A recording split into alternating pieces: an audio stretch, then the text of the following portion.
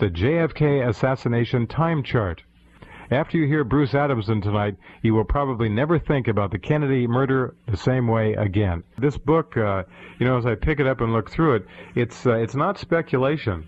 It's an assemblage of facts, and it's date related. It's all chronological, year by year, and it's truly amazing. You spent 5.5 years researching this. I don't know how you could do it. It's an awesome amount of information. Well, again, it's not subjective. It's factual. It's factual, and I'll tell you how I came across this. Is I prepared a book, Oswald's Closest Friend, the George de Mohrenschildt story. Very few people, unless they're really into conspiracies and studying the JFK murder, even know or have seen the name George de Mohrenschildt, an absolutely key figure in this whole thing.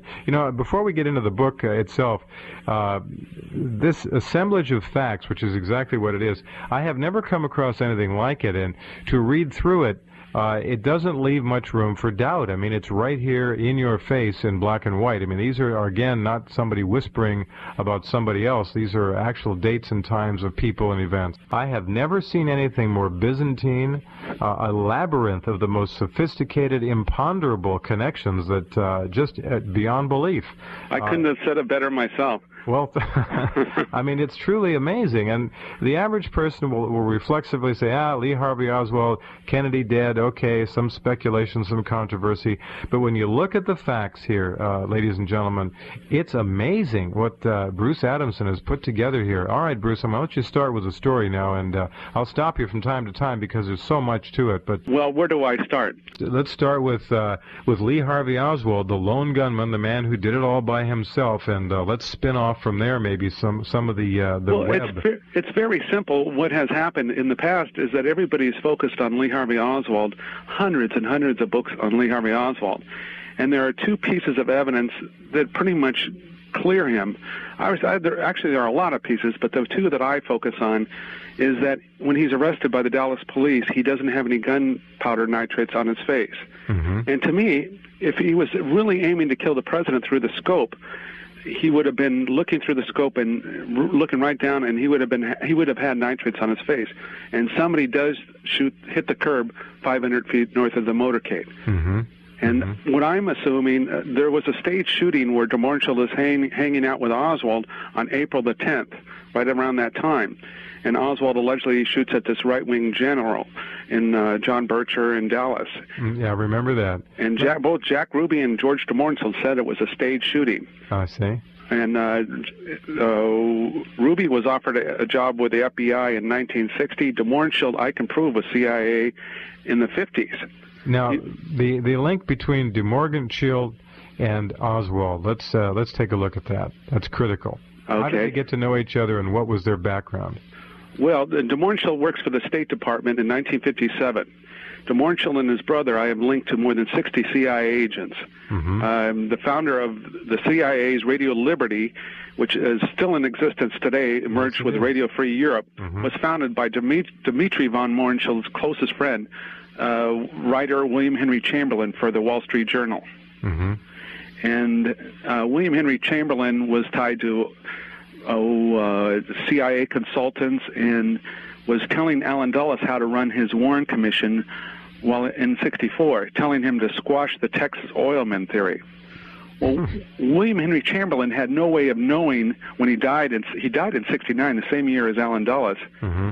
That de Mohrenschildt in 1976 was going to say that wealthy Texas oilmen were behind it, which is only part of the truth, and that de Mohrenschildt would end up putting say that Oswald didn't do it, and that he would put a shotgun in his mouth and do a final exit in Palm Beach, Florida. That was what year? Right after his friend George Bush resigned as CIA director, and after he was given nine shock treatments, which I believe killed him. De Mohrenschildt was given 9 electroshock treatments? That's right. Under what pretense?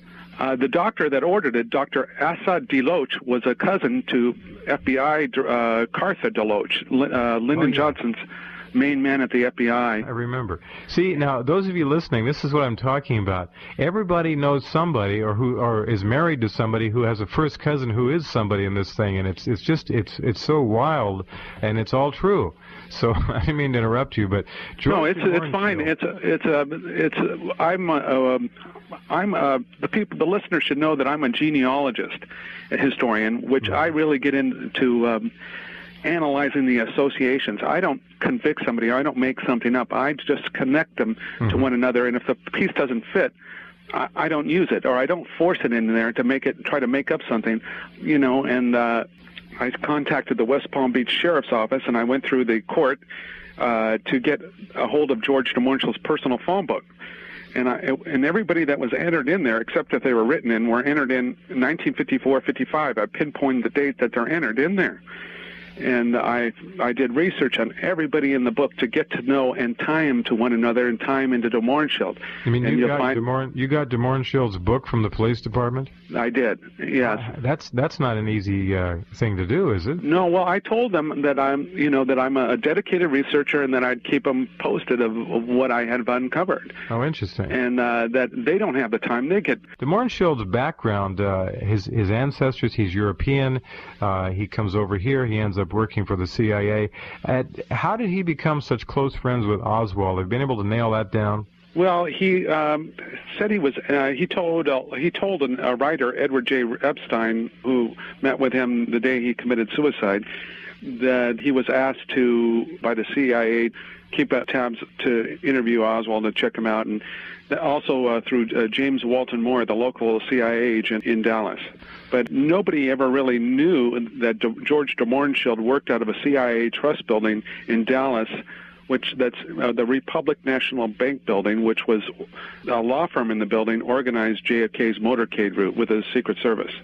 Oh, really? Yes, and that was Locke and Purnell. It's one of the largest law firms in Dallas, and they represent the Dallas Morning News as lawyers. So right in the very opposite, George... In the same building. Same building. The building, according to the L.A. Times and the Houston Chronicle, in 1969, they released that the building was under a CIA trust. Interesting, very interesting. And George de Mohrenschildt had worked out of there since 1950 to 58.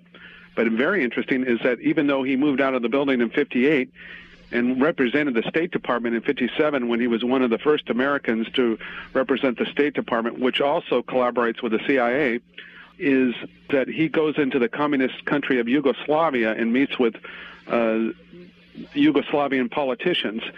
But he's able to collect his mail and have a telephone in the number all the way up until 1968. Wow.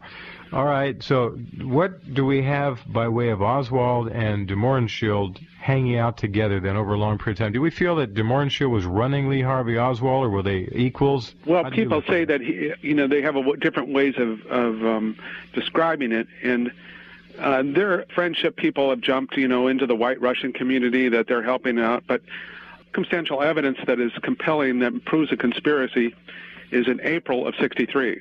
De Mohrenschildt is friends with Oleg and Igor Cassini.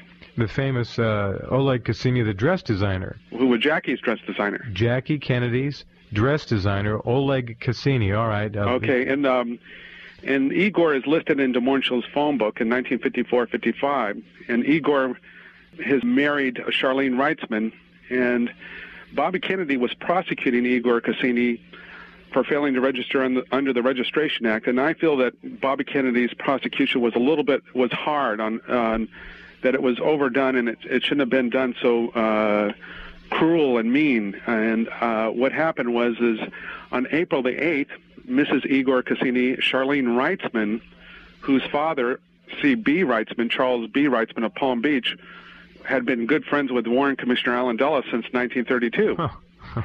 And Charlene committed suicide 2 days before the Walker shooting, when de Mohrenschildt was hanging out with Oswald at the Walker shooting. Well, see, you just spun about 6 different webs on this big layout that are just already interconnected. So I'm going to back up. Jackie Kennedy's dress designer, the famous Oleg Cassini, had a brother named Igor. They still have. They're both still alive. Yes. And Igor, I spoke to Igor, and he's very A very likable guy, very nice guy, and I can't emphasize that enough. And de Mohrenschildt's relationship was with which one again?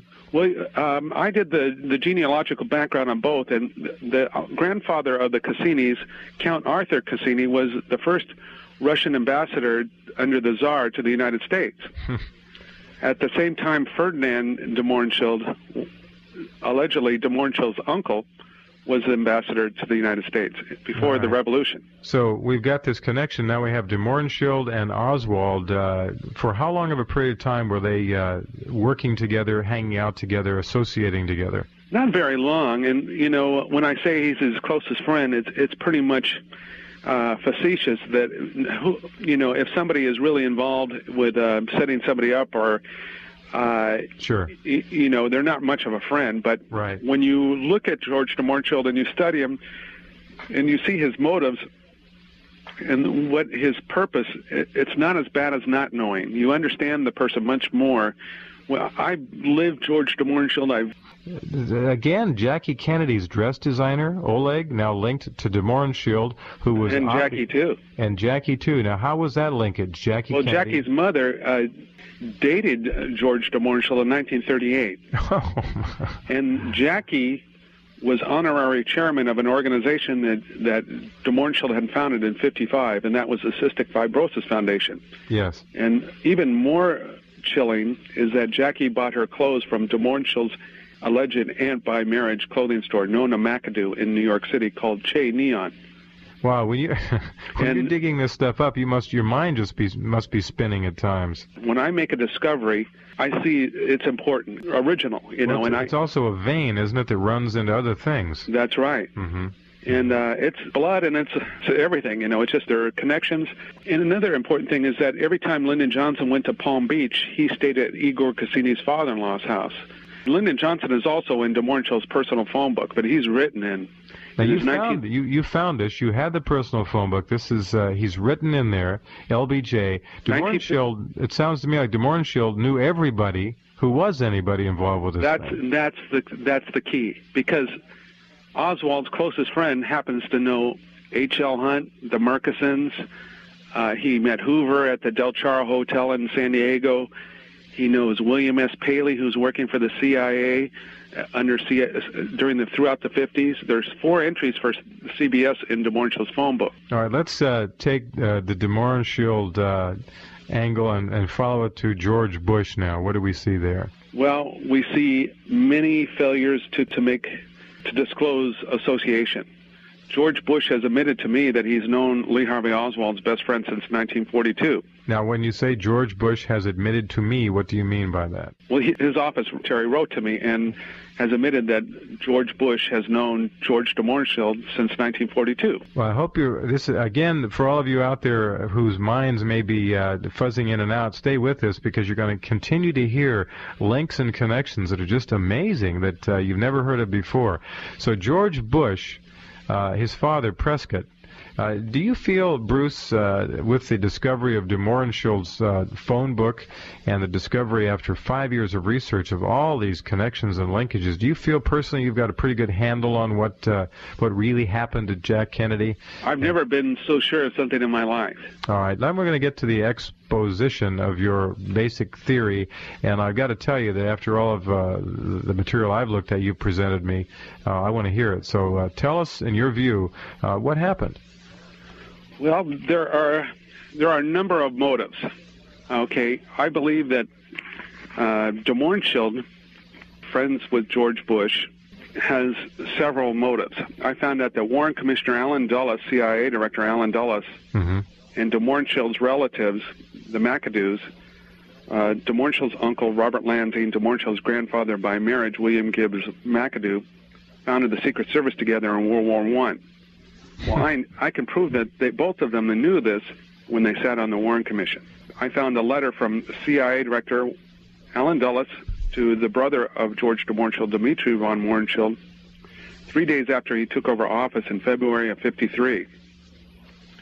And it mentions a gentleman by the name of Peter Vyryk's article that was printed in Dmitry von Mohrenschildt's Russian Review Journal. And Peter Vyryk is the son of George Vyryk, and George Vyryk was arrested during World War I by Robert Lansing and William Gibbs McAdoo's Secret Service. See? For those of you out there, I told you, it's amazing. What's your view? Well, I believe it's more CIA, and Alan Dulles, golfing buddies with Igor Cassini, was fired by Jack Kennedy over the Bay of Pigs operation, which was codename Operation Zapata. Well, that's right. Now, let's talk about Operation Zapata, the key word being Zapata there, and what that means. I know, but I want to hear you tell us. Well, George Bush's oil company was Zapata Oil, and several of the boats were the Barbara J and the Houston. When there was a George Bush of Houston making a mysterious phone call on the day of the assassination, and he happens to use the same address as the former president, and the middle initials HW. Well, George Bush doesn't remember making the phone call, but I can prove that he made the phone call. Well, the phone call was made to Houston FBI agent Graham Kitchell. All right, why? And the way I prove it is that both de Mohrenschildt and George Bush were friends with Graham Kitchell's brother, George. And Graham Kitchell, when he writes down George H.W. Bush in his address, recognizes his voice. When George H.W. Bush tells him that he knows James Parrott was talking about killing the president. Well, George Bush failed to make disclosure that he knew Oswald's best friend since 1942. What was the venue on which he failed to disclose? He talks about James Parrott speaking of killing the president, but he never makes disclosure as president when he signs the JFK Review Board into law, and they're spending millions of dollars trying to find out what happened in the JFK assassination. And a man named David Marwell, the executive director, has represented George Bush when he was president in going to Germany, is in charge of finding documents for the JFK assassination.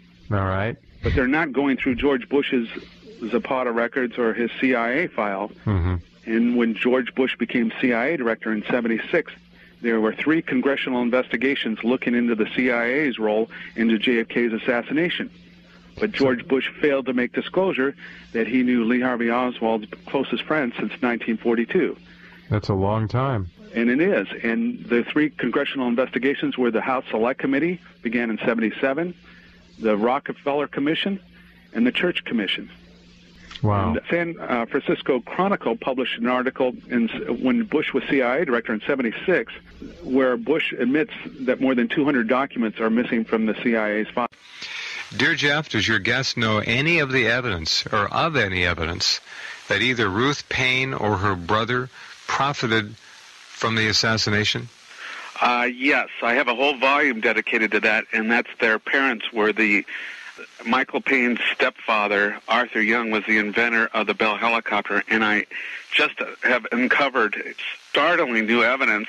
Mrs. Arthur Young was Ruth Forbes Paine, and her husband, Arthur Young, the inventor of the Bell helicopter, he made millions off the Vietnam War, off of each helicopter sale. And Fletcher Prouty notes in his book that they lost 5,000 Bell helicopters.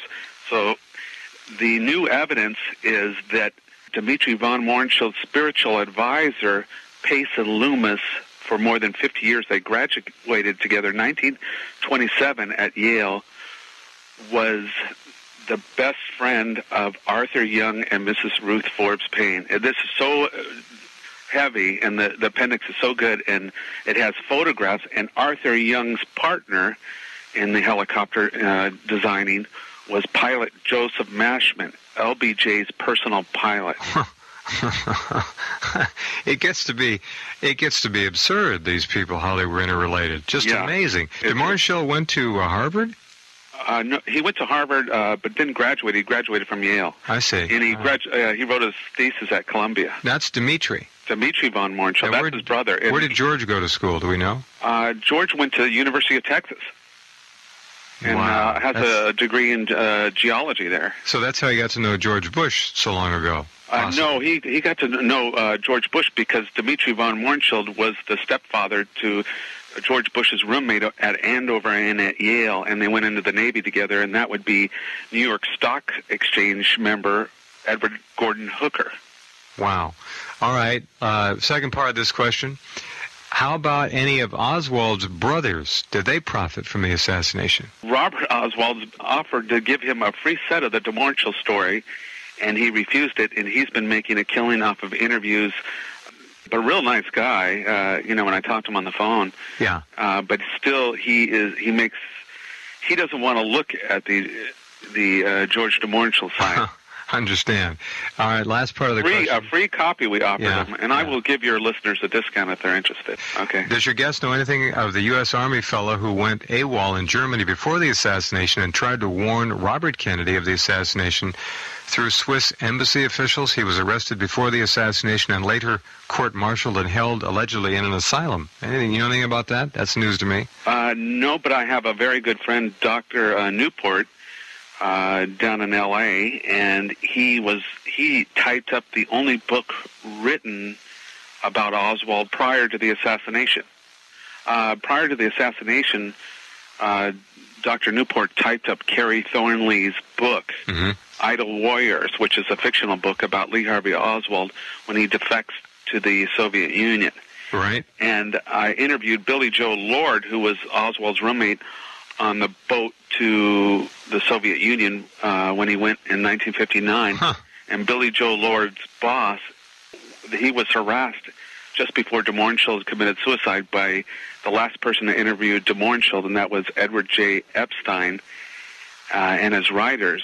They wanted an interview, and he wouldn't give it to him, and he was harassed. And they threatened Billy Joe Lord, who was Oswald's roommate, that they were going to go to his boss. Bruce, this book of yours, every time I open it up and look at a different page, I see something interesting. And, how do you sleep at night? I mean, this stuff must swirl in your head. Well, it's good when you have an attorney for the state of California who works for the state of California, who's won a couple of death penalty cases supporting it, who was a skeptic of conspiracy theories in the beginning, has now gone over and even written a book review. And as a genealogist, I get into the roots and the associations and the ties, and I get in there and I examine and I bring them together. You know, all the conjecture and that cloud of obscurity seems to melt away when you look at the book that you put together here. It does become very clear. What about LBJ's connection? Now, LBJ, from all I can gather, was probably not too surprised at what happened. Maybe he's surprised at the time of the month. No, I can prove that he was just as much involved as Allen Dulles. All right, let's talk about some of that. His friend, Allen Dulles. And the reason... His friend, Allen Dulles. Now, you said that. That's a very important statement. Okay. And the reason is because on April the 8th, Charlene Wrightsman commits suicide. Now, Lyndon Johnson is the watchdog for the oil industry. Charlene Wrightsman is the daughter of C.B. Wrightsman, who is the president of Standard Oil of Kansas. But more importantly, Charlene Wrightsman's grandfather was the author of the oil depletion allowance, which the Kennedys wanted to reduce. And that's one of the motives up there right at the top. That's one of my top motives, which has been created by other writers long before me. Yes. The thing is that Charlene, she commits suicide on the 8th. Oswald allegedly shoots at Walker on the 10th. De Mohrenschildt is writing to Lyndon Johnson on the 17th.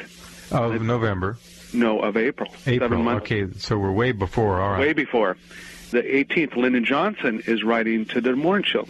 On April the 26th, the CIA supplied a document to the House Select Committee that de Mohrenschildt met with this person, and they blacked out the name of who he met with in Washington, D.C. Well, they didn't know these two. When the CIA supplied this memo, they didn't know the two letters between de Mohrenschildt were even there, where Lyndon Johnson offers to meet with de Mohrenschildt in the following week on April the 26th. Right when de Mohrenschildt is meeting with Lyndon Johnson, snipers take shots at Papa Doc in Haiti at his and kill the bodyguards to his children. And when de Mohrenschildt has a perfect cut alibi where he's in Doc's estates in Haiti at the time JFK is being assassinated. All right, let's think now. Are we talking that in your mind was de Mohrenschildt one of the prime movers and who designed this actual hit? Yeah, right, let's talk. But even further is like you look at Igor Cassini's father-in-law, C.B. Wrightsman, and I think I was making this point before, when C.B. Wrightsman in 1955, C.B. Wrightsman and de Mohrenschildt's in-laws, the Sharpless oil people, formed this big Goya ball in Palm Beach together. They were the directors of this ball, including Mrs. E.F. Hutton. Well, Charles Reitzman was also a trustee at the Museum of Modern Art with 4 other associates of de Mohrenschildt's. One of the associates, Philip C. Johnson, architect in New York City, designed the JFK Memorial in Dallas. The other trustee was Henry Luce, who buys the Zapruder film. Henry Luce employs Dmitri and George de Mohrenschildt and is dating the same. All the 5 trustees are also connected to Warren Commissioner Allen Dulles. William S. Paley works with the CIA, admittedly. CBS founder Prescott Bush had been a director for 20 years, one of the longest directors. William S. Paley is listed 4 times in de Mohrenschildt's phone book, employed de Mohrenschildt at the Shelter Rock Development Corporation, offshore oil speculation. That phone book is a pretty amazing thing to have been able to get hold of. Oh my God! I saw it was just to me it was like gold, discovering gold. That opened it all up. It's almost like Marilyn Monroe's alleged diary, which disappeared very quickly. How about William F. Buckley? What's his relationship in? Well, I was the last trustee. I'll mention him, then I'll get who is tied to William F. Buckley too. Is Nelson Rockefeller. Okay. Nelson Rockefeller employed de Mohrenschildt during World War II in inter-American affairs, and is tied to de Mohrenschildt's brother through the president of Dartmouth College, John Sloan Dickey, and a number of other individuals, including Henry Lowe's. What about William F. Buckley? I want to ask you that. I know Jack Valenti's name is here. A lot of people who are very active today. And they're all somehow connected to de Mohrenschildt. Well, of course. Now, I am too. I must have a relative that knew him somewhere. But what about, here's the name. Aristotle Onassis. Let's start with that one. Okay, well, Aristotle Onassis' good friend Basil sold C.B. Reitzman, or rented a huge yacht in July of '63, a couple months after his daughter committed suicide because of Bobby Kennedy. And C.B. Reitzman's closest friend and neighbor, one of his closest friends, was another Manchurian-born Russian oil man who's friends with de Mohrenschildt. De Mohrenschildt had worked for William F. Buckley Sr. and also Nelson Rockefeller's oil companies. Okay, so William F. Buckley Jr., now how does he figure into this? Well, there's a William F. Buckley listed in de Mohrenschildt's phone book. And I've written it says Buckley Brothers and Company, New York City, and I wrote to Reed Buckley first, the brother of William F. Buckley Jr., yes. And I asked him who was the Buckley Brothers in the 50s in New York City. He goes, well, that's my brother's oil firm that were running for my father. Okay, and then I wrote to William F. Buckley Jr., and he said that's a different Buckley family altogether. Aha. And then, so then I started looking at Buckley, who's friends with William Henry Chamberlain, and members, Buckley and Dmitri von Mohrenschildt are members of the Elizabethan Club at Yale with Henry Luce. Now, George Bush must not be far behind there, too, then. Well, then you have they're both Buckley and the Bush are members of the Skull and Bones organization with Neil Mallon, the founder of the CIA's Dallas Council on World Affairs. Who inspired George Bush to name his son Neil. And hired Bush in '48 at Dressers Industries, which is known to work with the CIA. De Mohrenschildt commits suicide in '76. Do we believe that, or was he taken care of? Well, he could kill himself and it'd still be murder. But prove that the CIA was the one that gave him the shock treatments is a hard case. Right. So was there any evidence that de Mohrenschildt was in Dealey Plaza at the time of the assassination? There have been several people claiming that they have photographic It's kind of odd because he's friends with the person that could have done it would have been the Murchisons, who are throwing a party the day before. Now, when you say could have done it, what do you mean? Well, the Murchisons own the other airport, Addison Airport. Right. There are no logs for the planes that go in and out of Dallas. Okay. They also own a meat packing plant in Port-au-Prince, Haiti, where de Mohrenschildt is living with Papa Doc on his estates, having a special contract with the Haitian government. Well, de Mohrenschildt says he knows that Oswald killed President before he even heard that Oswald had been arrested. This is what he testifies to the Warren Commission. He being he? DeMorenschildt. DeMorenschildt said that? Yeah, he testified to that. But then he has another version when he was at Parkland Hospital before the shock treatments while Bush was CIA director. DeMorenschildt's roommate passed a stress analyzing test saying that DeMorenschildt claimed to be harassed by the CIA while Bush was CIA director.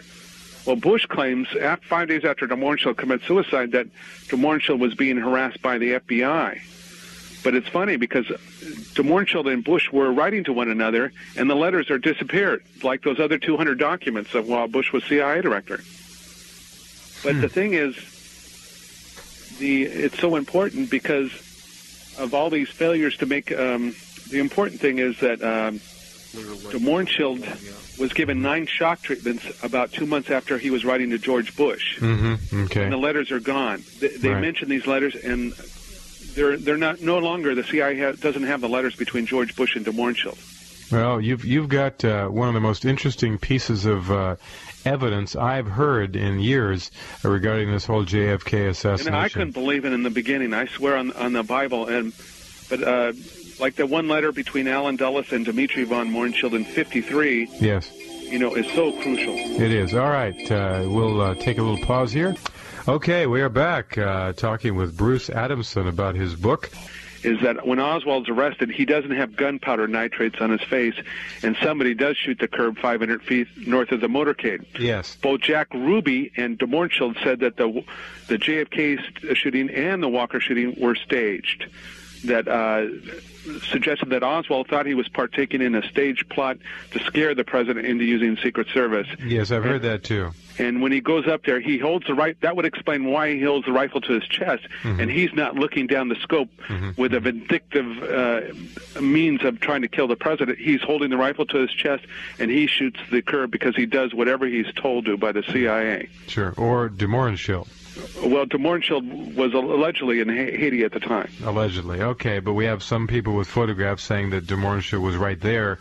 Who knows? It's tough to pin that. But we know that DeMorenschildt's wife worked with Abe Zapruder, who filmed the entire event. No, there's and Olga Femer, Olga Femer's daughter Marie, was Lyndon Johnson's personal secretary. Amazing. All right, we're going to take a break, and then we have another caller holding for Bruce Adamson. Remarkable stuff from his timeline. Mary Farrell, the top JFK researcher in Dallas, hung up the phone on me. But very important is that her granddaughter married George DeMorenschildt's grandson. This is so amazing. This is a large fraternity sorority kind of a grouping that you've unearthed here. And if your granddaughter, I'll just say it, the conflict of interest is if your granddaughter had married Oswald, the grandson of Oswald's closest friend, right? Wouldn't you want to protect your granddaughter or son from having to be that shame? I would. It's only natural. Sure. There's nothing corrupt or sinister about it. It's only human love. And I mean that's only natural. But the thing is, I don't really care. All I want to do is be remembered as having done a good job, and that's all I want. And give the listener 5 years, what it took me 5 years to understand and to research, and $120,000 of my money for nothing. I'm just trying to trying to bring history into focus is what you're trying to do. And correct the past. If we made a mistake, let's get it right, and then we can go on to something else. How about Gerald R. Ford? What's very close to Richard Nixon. Yes. And throughout the 50s, they were very close. So was Prescott Bush.